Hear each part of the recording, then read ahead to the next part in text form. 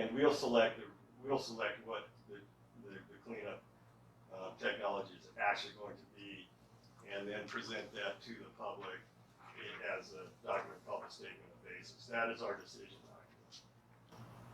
And that'll come out when? After the corrective measure studies are approved. Okay. That'll come out when? You know, it could be within 2 years for some of the areas. So just another question, where there's public participation and public comments being considered, to what degree will those public comments have an effect on the final cleanup plan? It depends on the nature of the comments. If they are, we will consider them, and if that comment recommends something that actually would make a good change, that might happen. So it could conceivably affect the level of cleanup, even though it's a cleanup background. I guess the important thing is how do we define background? And I know that that's a big concern for a lot of the public that we've heard from, that they want it cleaned up to be safe, but the public doesn't feel that it needs to be cleaned up beyond a level that is safe.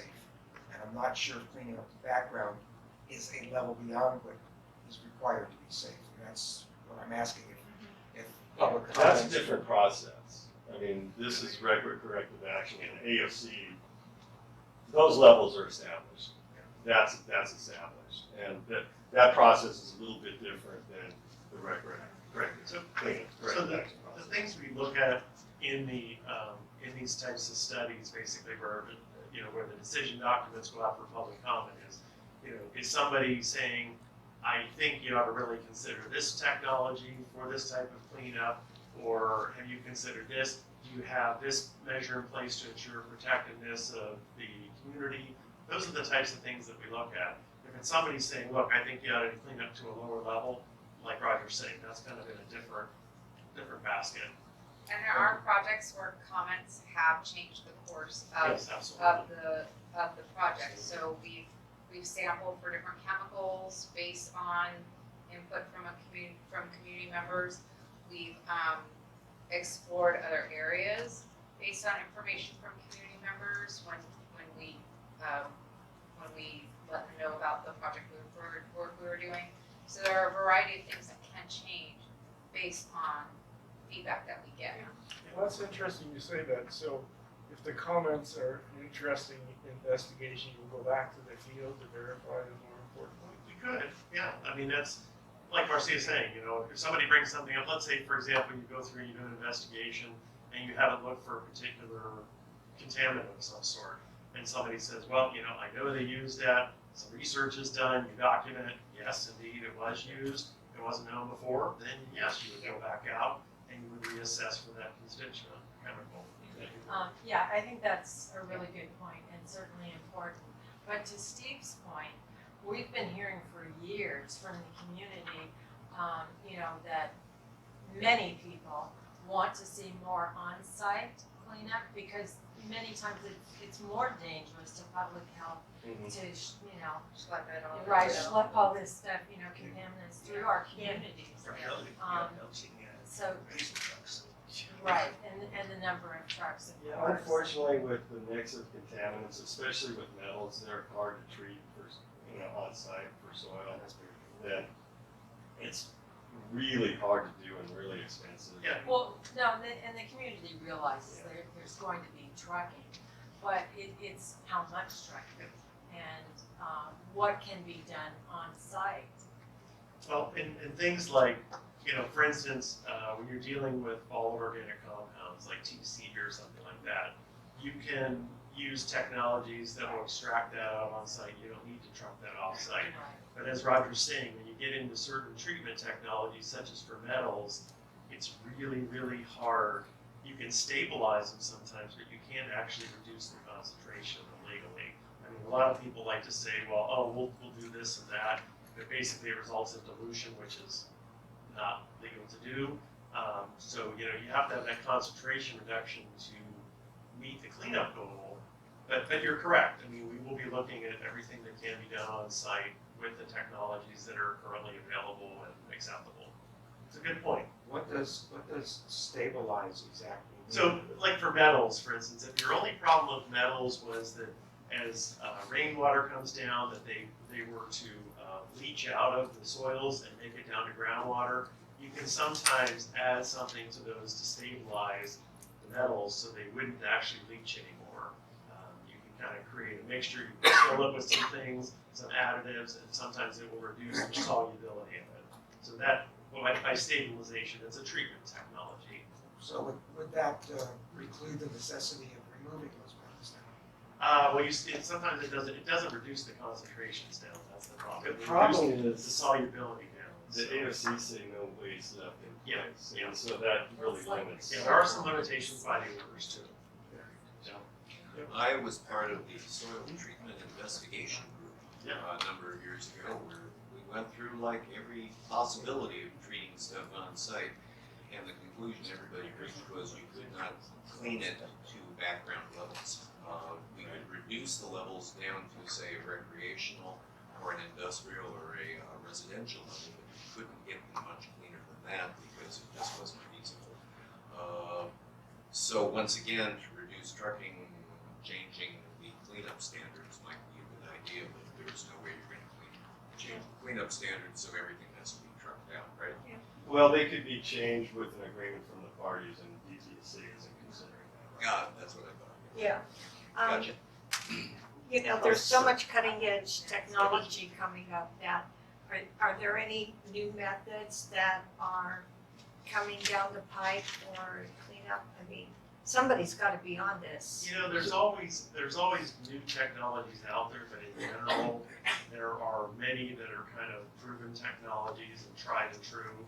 And, you know, they don't change a whole lot over the course of time. I mean, there's always something new, but, you know, we're certainly open to that. But as far as common, standard, fair, industry standard type technologies, they don't change a whole lot over the course of time. Sometimes there's a tweak here and there. Yeah, I just want to expand on that a little bit too, that, you know, Steve's been around a long time, and I have too, and, you know, the technologies that are being advanced by the consultants from the RPs, those guys are pretty established in their fields, and they do keep up on that, and we are looking at some things a little bit differently now than we were 5 years ago. Yeah. Especially with groundwater, biotreatment of groundwater. Yes, Mike? Are you still doing the cleanup on the gun range? That will happen, yeah, the report is just about ready for approval. You mean you're done? Or, No, we're ready to just to plan it. For the they're done with the investigation, they're getting close to being done with the investigation. okay, So they know because, where everything's at, they know what needs to be cleaned up. you know, the gun range, the whole gun club built that in the early 70s, and they didn't make lead controlled until 1978. Right.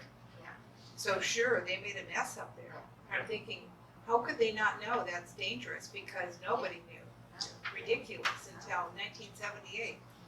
No, we encounter that actually, you know, there's a lot, we deal with a lot of, you know, gun ranges, and so there's just been a lot of poor housekeeping and bad practices, you know, it's unfortunate. Because of time constraints, let's allow the, They cleaned let's it. allow the, Oh, yeah, go on, pass. Okay, so I think I've left off at We did that.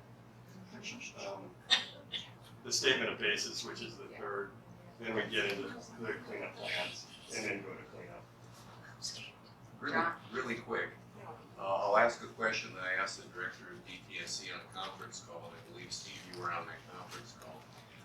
Rick Roush, Dan Hirsch, and Bill Craven all told the community that this property would be returned to its natural state. In your mission statement, it says you are now restoring contaminated resources. Two questions.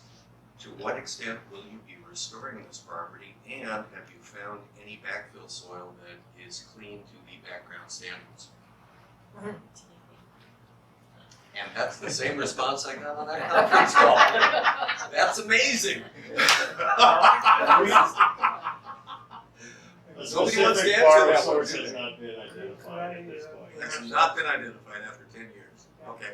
John, I think that you're running ahead of what their process is. Actually, I was just on the final cleanup thing, and that's Can I what raise goes my along hand with and thought talk about to it. him? I want to ask the question again, so. It is being No, I looked at, think- but I it think has it's a not valid been question. arrived at yet. I mean, But the, It's the a fair difficulty is, the Yeah, it public is. doesn't know the steps that you're going through, and so we're assuming that nothing's being done, And that's really what this slide is for. okay?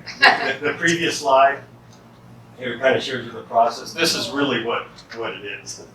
You know, that four-step process for Boeing Soils is right here where you do the investigation and then go to, all of these steps are involved to get to corrective measure study and then to establish the goals and the statement of basis.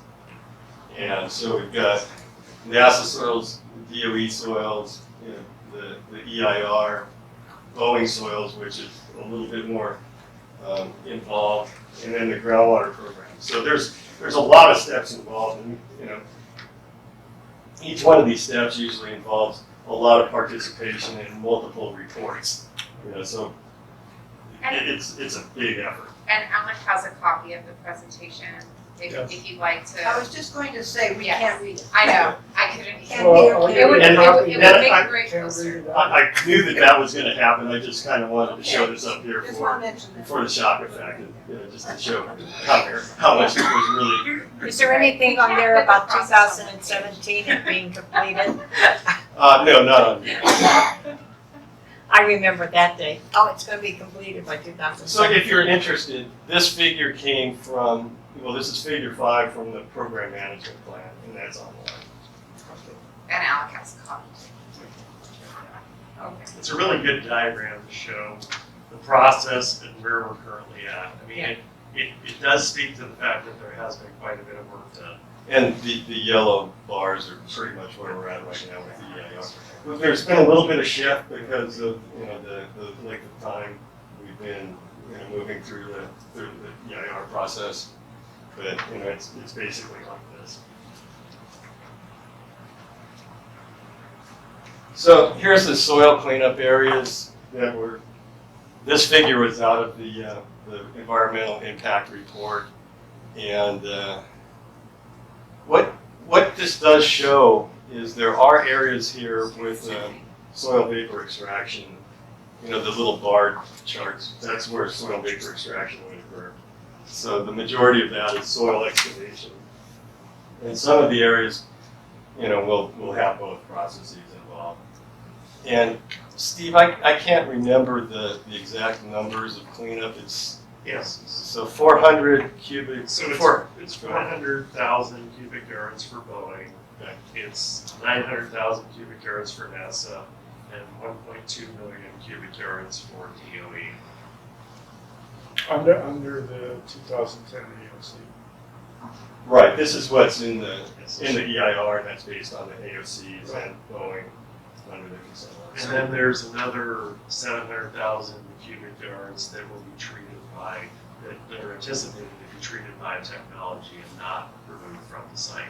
So that brings the total to 3,200,000 cubic yards. And I think those are probably soils at NASA sites that are primarily contaminated with hydrocarbons.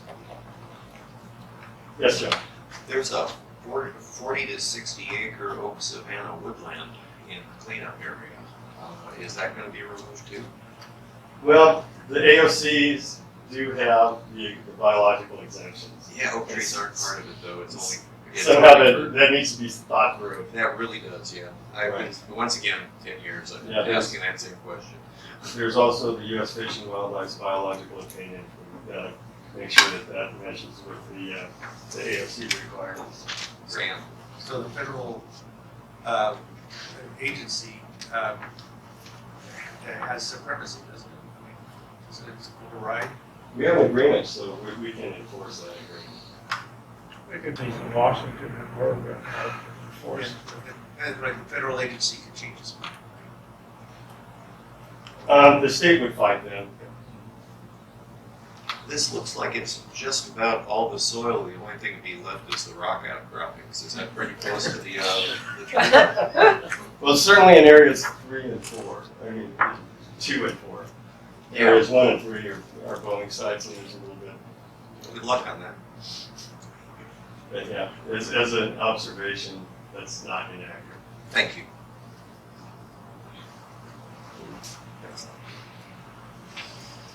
Okay, so now we get to groundwater, and Steve, I think you asked the question about groundwater moving off-site. This is pretty well established. You've got the little green dots that are monitoring wells, and these are pretty much the extents of the TCE contamination in groundwater. And it does go off-site a little bit up towards Sage Ranch, at the northeast, but the rest of it is pretty well confined on-site. If you look closely, you can see some red dots. Those are the extraction wells for the groundwater error measure. So that's the ongoing groundwater. So beyond those lines, there isn't any groundwater contamination. Right, yeah, this is the limits of groundwater contamination to That's the great. MCL. Thank you. Yes, ma'am. Well, at the Water University, we went to, their manual said it's below groundwater. Could never be cleaned up. Well, But it's below the groundwater, it's below our valley. That's how deep it is. It's 1 mile down. In groundwater U. yeah, Bonnie, I don't remember that. I've got the book at home. If you want an answer on that, it's forwarded to Marcia, and It's I'll one- respond to that. It's below our valley, it's 1 mile down. I think there were some indications in the last meeting that we had for Boeing that it will never be cleaned up. It's more of a 300 or 400 year timeline. Massive, maybe it'll all go with attenuation or something. I just want to say, Bonnie, 5,000 feet, the bottoms of the plumes aren't that deep. There's some that are around 1,200. That's what they taught us at the school, it's in the book. It's in the book they gave us. I just wanted to, because 5,000 feet was put on the table here, and I wanted to.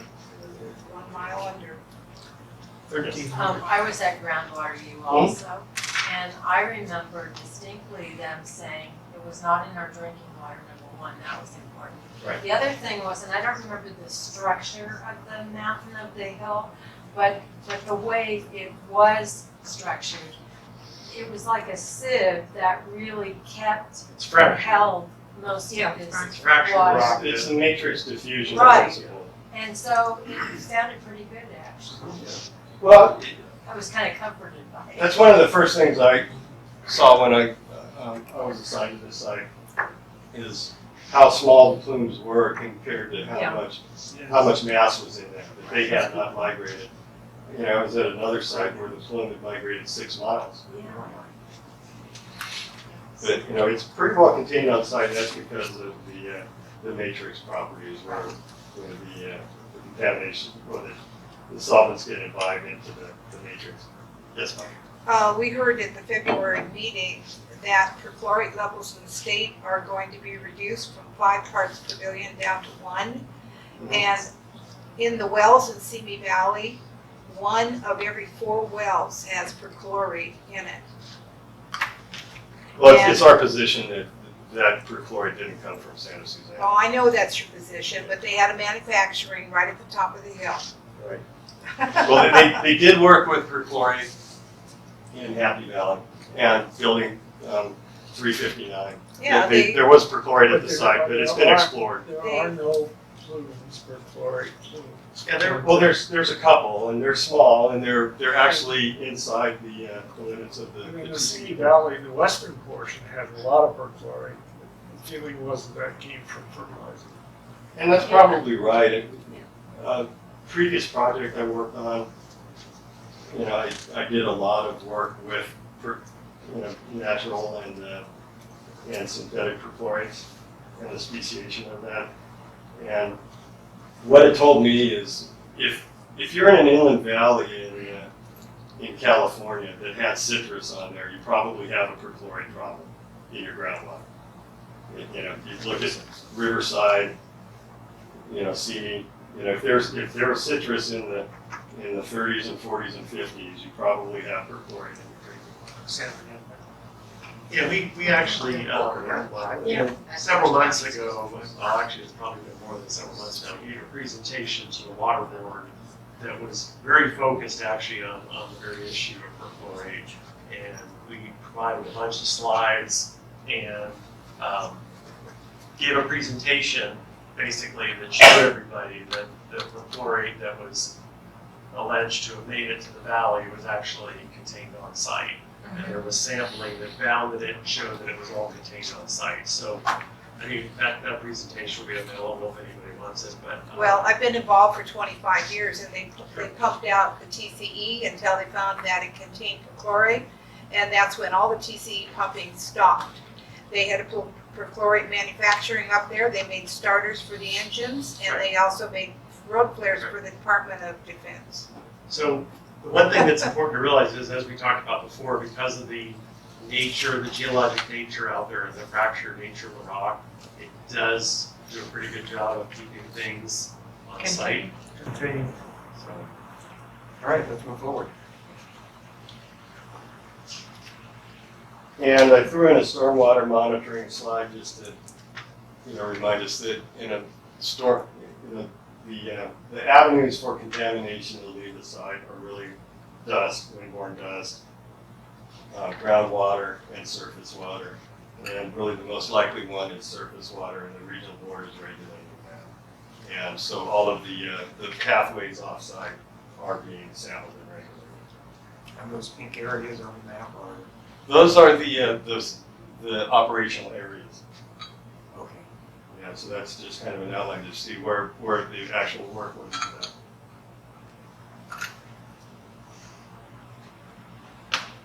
And there's also the air monitoring program, a network of 14 air monitoring stations. And they sample for, some of them sample for PM 2.5, most of them sample for PM 10 and VOCs. A number of them also sample for radionuclides, and those are reported on a quarterly basis. Are they picking up those, are those air sampling stations picking up very much airborne contamination? Well, less than the surrounding valleys, Okay. but there are VOCs in the air that we work even up in the mountains. There are results, because the laboratory can see down so low that they are detected. So nothing that we need to be very concerned. And there's some radionuclides that are floating around too. Yes, John. Is it worse than driving on the 405 and breathing at the same time? It doesn't sound like it. I'd rather be at the top of the hill than on the 405. Thank you very much.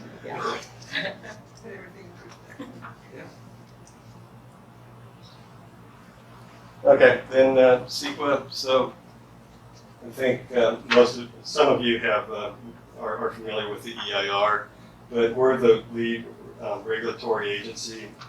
So our decision is subject to CEQA, and so we document the effects of the environmental effects of that decision in an EIR.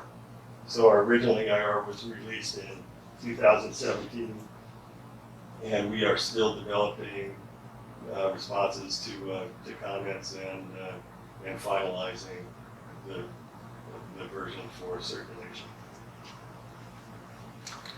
Question. Yes. If everything goes well, from what I've seen, when do you think that the people can look out the window and see excavation and soil, the process identified and everything in place? Probably talking a couple of years if there's no lawsuits. that would probably be correct. I mean, after the EIR is certified, then we can begin, the first cleanup decision documents will begin coming in.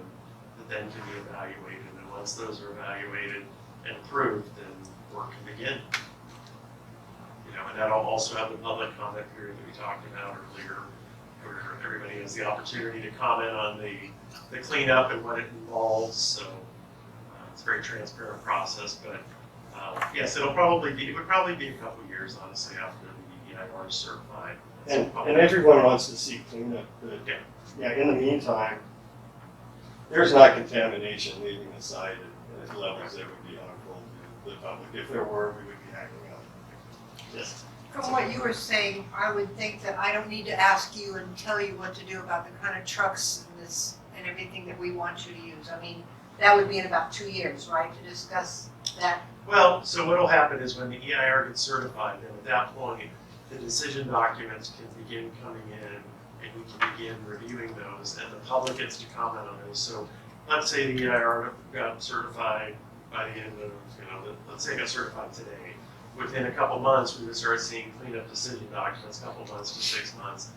We start seeing those decision documents in draft come in, and once we reviewed them and approved them for public comment, then they would be put out for public comment. The public would have a chance to review them, tell us your thoughts about trucks, etc. That's what I'm talking about. Any precautions you see, things you think that may have been possibly overlooked, that's your opportunity to comment, and then we take all those and look at those, and if we have to go back on something, we do. If everything looks fine, we'll answer the questions and then move forward with approving the cleanup document. And how do you notify the public?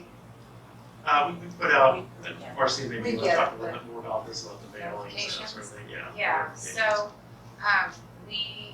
we have public participation requirements under the Health and Safety Code to involve you in the decision-making process. So when these documents are ready, thank you.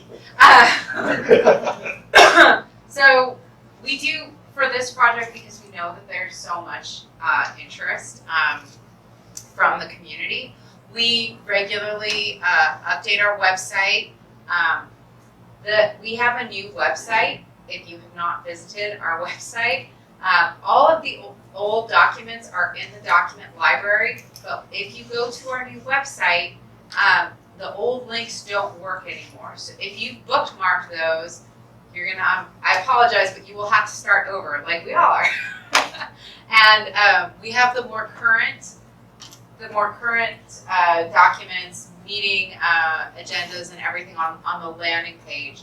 And we email monthly, we have a monthly report that gives a monthly status update on what's been completed for each month and what we see forecasted for the next month. So if you would like to be on that email distribution list, you can go to our website and sign up for it, or you can email me. If you want my card, I have them here. We also have public meetings when we have these decision documents, and sometimes for just community updates when we have a lot of information to share. We also are happy to come to your meetings when you'd like an update. If we're not, it takes a lot of time and state resources to plan public meetings. So we're always happy to attend smaller meetings if you want information in the interim.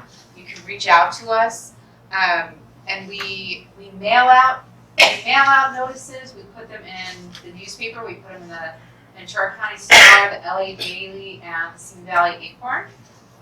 So we try to tell you 10 ways to Sunday how to get information on the project and how you can interact with us. Yes, Ellen. Do you have any schedule in mind for finishing the process, selecting the process, doing the feasibility studies and going on? When do you think that's going to occur? What is that? Was I correct in my guess that it would take a couple of years? Yeah, I think that's probably fair, and yeah. I mean, and we also are gonna have a schedule that would go in the EIR as well. Yeah, there is a schedule in the program management plan, but it's now dated. And it'll have to- It'll be updated, it's not, it's circulated. The other important thing to realize is that once the EIR gets certified, all the cleanup plans that come in get compared to that because we did a program EIR to be overarching for the whole project. So we get to compare those documents to the program EIR, make sure they're compliant. And that was what I talked about earlier with respect to us scoping out the activities for the EIR with the RPs beyond just certification. Along the lines of how long will it take, once the cleanup starts, 3.2 million cubic yards is a lot of dirt. How many years will it take to pull that all out? It's a math exercise, divided by 20 yards per truck. and 20 yards per 100 truck. trucks per day. That's a real There you go. NASA said 2034, does that sound right? That's probably about the numbers predict us. Yeah. It was, And they still be here. as I recall, it was something around 15 years. 15 Once, years. once things get into. And you probably won't be building the conveyor belt. Where do you haul all the dirt? It depends on, I was wondering that too. on what the contamination is. In Area 1, was there radiation found in Area 1? There's a little bit at the Area 1 burn pit, and it's primarily radium, which is more of an instrument-related contaminant than a fission product from Area 4. I always wondered, why is it still there? Why has it not never been cleaned up? It's been covered with tarps all these years. What Area Well, 1? Yeah, the Burn pit. in 2004, 2005, they began to clean up the burn pit, and the concern about radionuclides in there stopped that, and then we got the 2007 consent order that reset the whole process. Yes. How do our elections affect what you guys can do? Primarily the president and our governor. If they change, does that change what you're doing? Well, it did change. Yeah. Because with our EIR, That's why. there There is is Yeah. change in our administration. Well, Which administration are you talking about? which The administration? governor. State governor. The state governor. State governor. So when, The new governor came Yeah. in and we had a new secretary appointed. And, it tends to have a little bit of a ripple effect and they sometimes bring in Okay. people. Yeah, Stephen mentioned that a little bit earlier. I thought that- and with the federal, it impacts us as well because the two of the IRPs are federal agencies. But they're pretty well funded for Right. the work that They really that are. we're doing. Yeah. And they understand that we intend to enforce the AFC. There's a lot of So pressure they're pretty to- cooperative right now. Yeah. But when you have new administration, it can, Oh, they yeah. wanna get familiar and it, Takes time. yes. Yes. You're not involved in the Canoga plant at all on the corner where they had the two reactors? Are you involved in that cleanup? We are not. Okay. I think that's a water board and maybe a CDP, Department of Public Health. Which site is that? Well, it was, yeah, Canoga Canoga. Park. Mhm. I'm not aware they had huge reactors. They had two reactors there, right? And I did the claim, did the Department of Labor claims for one of the men who worked in the plutonium laboratory that blew up. That was there. 50 workers had to sign lifetime secrecy. How do you get those records? Very good. I really appreciate you guys coming out. Yeah. Very Very Well, thank you for the opportunity to, and like Roger said, we're available, you have cards. If you have questions, please don't hesitate to ask us. We like to try and get the information out so you have it. And we realize we may not have answered all of your questions, like we didn't. But, anything that you have as follow-up, don't hesitate to reach out to us and contact us. And if at some point in the future you'd like us to come down and provide an update, we're happy to do that. I do have a silly question. I have this visual, which is not correct, of course, that when you come in and you do the most complete removal, the deepest way. Yeah. I have this vision of it being leveled to meet the level of the 118 freeway because all of that contamination and rocks and everything would have to be removed. And so it would be down to ground level to our freeways. That's not how deep you would go. No, there's rock and No, soil, yeah, soil but that's that, coming up. that's that visual I have, it sounds silly, Yeah. so today you sounded like there's a basin and you wanna get, if we wanted to get it ground zero, I think that's right there. It's taking all of that soil out, is that on the And plan a as a lot of the areas, possibility. yeah, there's quite a bit of soil. Is that the possibility? Is that FSDF? Yes, that is this here is the old LOX plant at Rocketdyne. They used to make liquid oxygen here. That's about 10 square acres. They cleaned off all the topsoil down to bedrock to clean up the drainage that goes down through Van Bardine. That is not cleaned to background, right? Yeah, it's not cleaned to background, so they're gonna have to remove even more. So how many A feet whole lot. are we talking about? Do you have a figure? We're only talking about soil, but they're not cleaning up bedrock to the Okay, base. so how many feet of soil, is there anybody who It goes discusses from that? 0 to 50. Yeah. It depends 50, on could where be you're at. 50 feet some places? Varies. Be like a moonscape. So it's moonscaping again? Yes. Okay, I don't know, I don't, I keep hearing, second. don't bring up, end use, don't talk about that. But to me, that doesn't seem logical. I mean, it seems like the cleanup should definitely be based on that. And we don't need homes up there, we don't need to grow vegetables up there. I mean, there's plenty of other places to build homes. So I just don't understand that logic. Can you explain that to me? Well, yeah, I can try. Okay. So the AOCs have cleanup goals background, so we're talking about bonus Right. sites. Right. And the county of Ventura is maintaining that, even in open space, that you can build structures there. There is a conservation easement that kind of precludes that, but the department is still working through this issue. So this is still a conversation. Sound early. Yeah, and Well, it sounded like it. that the state is developing this corridor around it, what's it called again, Rubin Valley? And that's a state plan, right? And because of political opposition from some parties, that this area is an island. It's not included in that Rim of the Valley conservation corridors surrounding the city. So it's excluded from protection, state protection for future development. Is that the Santa Monica Mountains Conservancy? That's part of it? Yeah. Oh. The National Park Service is going to expand, the National Park Service would expand the Santa Monica Mountains National Recreation Area to include all the mountains surrounding the San Fernando Valley. The conservation easement going to out on their portion of the property precludes anything going on the property except it's going to be open space or parking. It can never be used for industrial, agricultural, or commercial uses. So That's yeah, my point. that's my point too.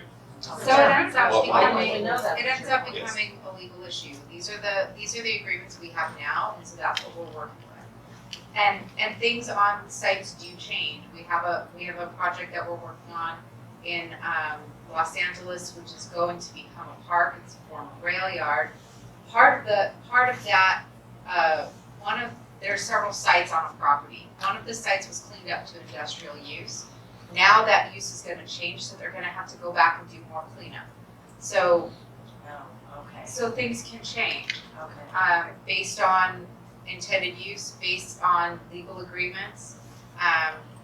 It can change. This is what we have right now, so this is what we're working on. That issue though does seem very important and could be a crux to something else, so I think we need And we're not to- settling that Yeah. in the Right. program. No, we're not, And here's the but thing we too, might. is like none of us are attorneys. None of us are attorneys for the department. Like our attorneys make the agreements and we have to, to follow them. And, Roger's an engineer and my background is in marketing and public relations. So, we can only, we work for the department based on our expertise and that's, really like what we do. You do a good job. Yeah, Just as an observation, when we met with Jared after that tour, the first thing out of his mouth is he said, this entire site is political in nature. That's right, we did. So at that point, science doesn't mean anything. Right. The only thing that means anything is who screams the loudest and what politicians who have the power to hire and fire and Tony do was next. appropriations. Oh. Tony was next. Well, no, the one, I just wanted to ask, do you guys like, have you literally been there when you go there, do you wear like the garb, or do you just, have you been to the caves, have you been on the site? I've never been to the caves. I was up at the site today. Yeah, you just wear that? well, if, Tony Skiers has a question. Not much of Speak a up, question, but a statement to answer your question, why it should clean up. Tony, speak Yeah, up, you because the speak up. microphones can't hear you either. Why it should be cleaned up, the background is just what was stated. We don't know what the future is going to be. And give you one analogy. If my dog, excuse my French, craps on your lawn, and I come to tell you that I'm only going to take half of your day, would you be happy? On this board, I'm the only one that lives up there. And I kind of I can speak for all of my neighbors to say that they want it cleaned up, the background. Yep. And we talk about trucks, how many trucks? Yes, there's going to be a lot of trucks, but in the United States, we have some of the best engineers in the world. I work with lasers and I've worked in plants at Becker, and we can easily design trucks. If you're about an F-150 to pull the dirt out, of course that's going to be a problem. But we can easily design vessels to take this dirt out safely.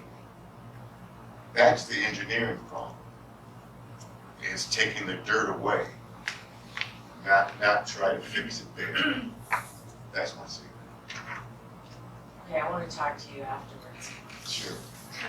All right, we're getting towards the end of Can our I time. just squeeze in one last remark?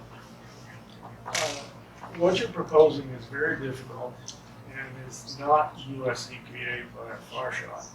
I mean, people cringe when you mention area average. So it's very disheartening to hear the secretary get up and say, we're not going to negotiate anything. When in fact, most of us know there are things in there that are just not going to happen. So, So I can speak to that a little bit, I mean, obviously the secretary said what he said, and he means what he said.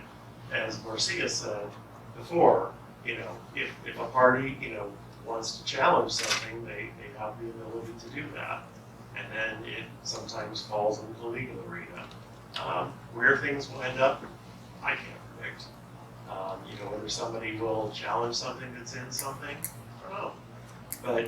But you're right. I mean, it's never done until it's done, I guess is the best way to put it. And so there's always going to be differing opinions on things, and people will bring different things to the table, and ultimately it's going to be a matter of where does that end up as a result of either parties agreeing to do something or not agreeing to and challenging it.